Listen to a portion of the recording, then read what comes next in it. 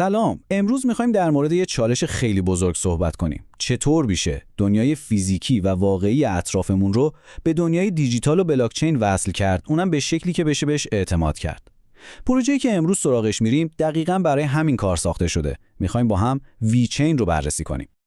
بیایید با چند تا سوال شروع کنیم که شاید هر روز از خودمون بپرسیم. مثلا از کجا 100% مطمئنید اون کیف لوکسی که خریدید واقعاً اصل و تقلبی نیست؟ یا مثلا چطور میتونید مطمئن باشید غذایی که میخرید از لحظه تولید تا وقتی به دست شما رسیده واقعاً در شرایط سالم و مناسبی نگهداری شده؟ اینها همشون مشکلای مربوط به اعتماد هستن و ویچین میگه برای اینها یه راه حل داره.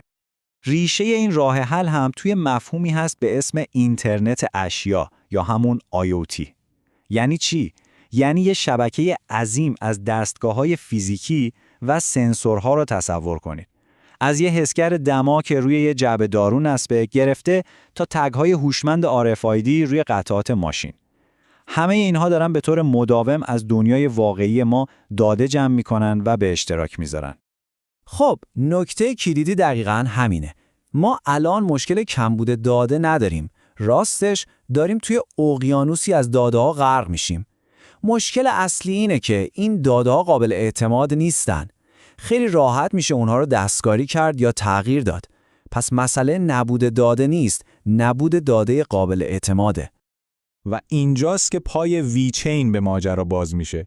ویچین خودش رو مثل یه پل معرفی میکنه، یه پل بلاکچینی که به طور تخصصی برای حل همین مشکل اعتماد در مقیاس صنعتی و برای کسب و کارها طراحی شده. ببینید، ویچین مثل خیلی از پروژه‌های رمزارزی نیست که بخوان آچار فرانسه همه کار باشن. نه.